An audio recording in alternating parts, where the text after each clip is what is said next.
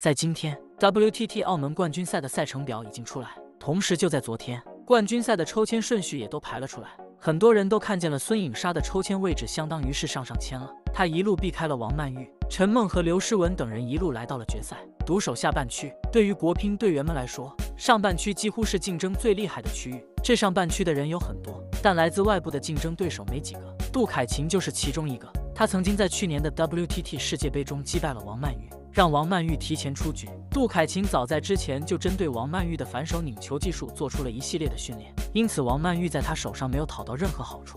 然后今天咱们来聊一聊关于孙颖莎等国乒队员们抽签的顺序。从目前赛程的抽签表中可以看见，在混双抽签表中，孙颖莎是和王楚钦对阵陈幸同和于子洋。这场比赛相当于是国乒内部竞争，相信很快就可以分出胜负。有孙颖莎和王楚钦两人，还有马龙。上半区的比赛自然不用需要多操心。再来看看女单比赛的抽签表，在女单抽签表中，孙颖莎是处于下半区的位置，对战的是何卓佳。她一路避开了陈梦、刘诗雯和王曼玉三人，这三人都是国乒中的王牌，并且都处于上半区的位置。只有孙颖莎一个人守在了下半区，这对于她来说简直就是幸运降临。但与此同时，相信大家也看出来了，孙颖莎随着这个上签，暴露了自己最大的弱点。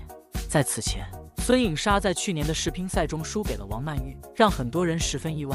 同时，邓亚萍等人也都评论了孙颖莎的攻球方式，指出了孙颖莎前3板的爆发力度不够。如果将这一点纠正过来，相信孙颖莎的实力会提升好几个档次。因此，在后续，孙颖莎也和其他的教练单独训练这一项，并且在 WTT 世界杯中有了很好的成效。但这次她的弱点更加明显。要知道，孙颖莎是没有主管教练的。早在世乒赛举办之前，孙颖莎的教练黄海成就已经离职，加上这么久以来身边的临时教练一直都在更换，虽然在各个教练身边汲取到了有用的知识，但因为缺乏主管教练，他的反手相持能力依旧是弱点，并且是最大的弱点。而随着孙颖莎这一弱点的逐渐暴露，王曼玉夺冠的几率就开始出现加码现象。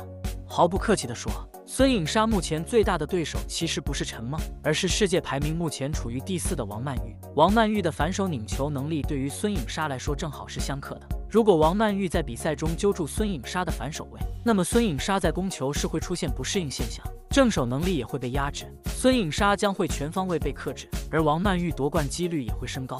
换句话来说，如果王曼玉一路过关斩将进入决赛和孙颖莎碰面，那么孙颖莎获胜的几率是少之又少的。所以说，随着这次比赛抽签的公布，隐患也慢慢加剧。现在女乒之内的竞争已经进入了一个白热化阶段。陈梦目前缺少的是大满贯成就，她的年龄已经到了一个瓶颈期，能不能坚持到后续的巴黎奥运会是很难说的。刘诗雯没有传来退役的回应和消息，在打完比赛后或许也会转型成为教练。王曼玉和孙颖莎两人是最核心的新兴王牌，同样也是对方最大的对手。这一次如果王曼玉能进入决赛，那么和孙颖莎撞上的几率很大，可能也会出现去年世乒赛那样的情况。